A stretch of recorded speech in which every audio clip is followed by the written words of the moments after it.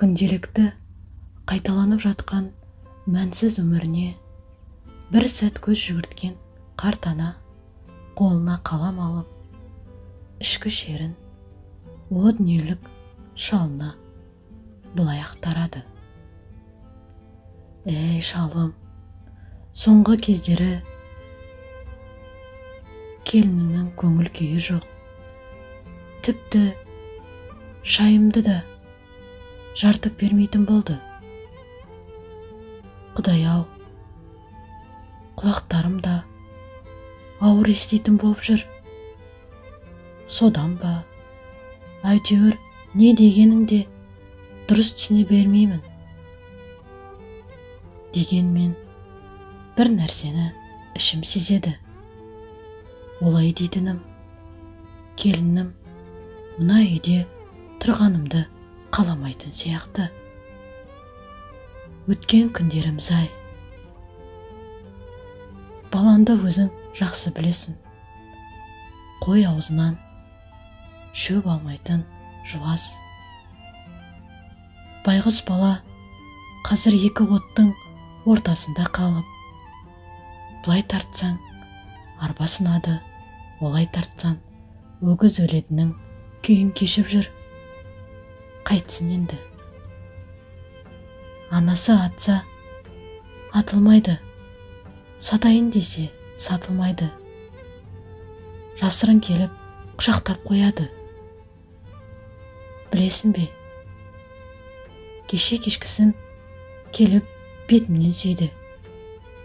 Әйтсе де мына қылығы ауыр тиді.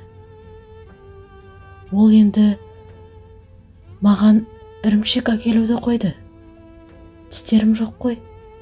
Жеген кездегі жағымсыз дауыстан балалар жеркенеді екен менен. Құдай-ау, бұл өтірік.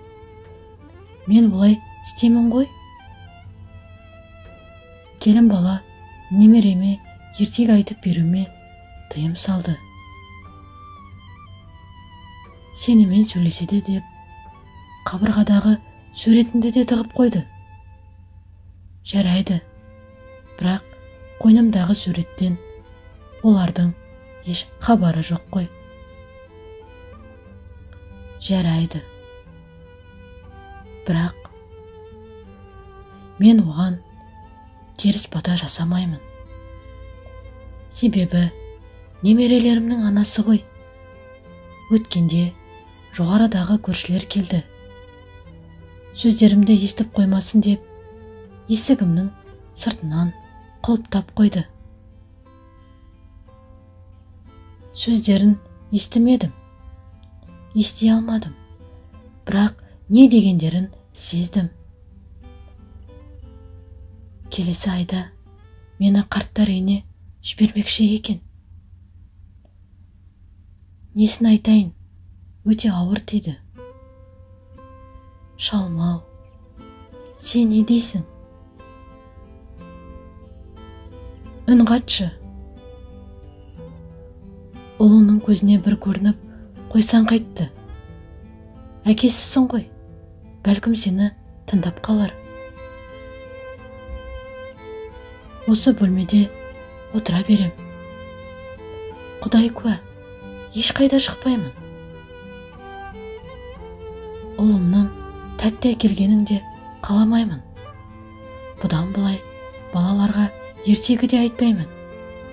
Әйтеуір мені осы үйден шығарып тастамаса болды. Бәрі бітті. Енді өзіммен өткен күндер ұзап барады. Терезеге қарасам, бейнен көз алдымнан кетпейді. Есік тұтқаларында саусақ іздерім қалды. Аса таяғым әлі күнге қабырғада ілулі. Сонда бұлардың менімен тұрғылары келмейтіні несі? Таң қаламын. Әй, өтіп бір кеткен дәурен-ай. Мені қасыңа шақырсан нетті? Әлде сен де мені ұмытып кеттім бе?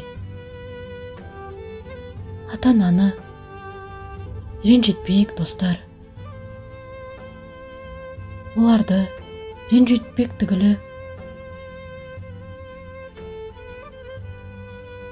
жұмсаған уақытында уф деп айтудың өзі күнә екен. Ата-анамыздың тірі кезінде қадірін білейік. Әңгіменің соңы.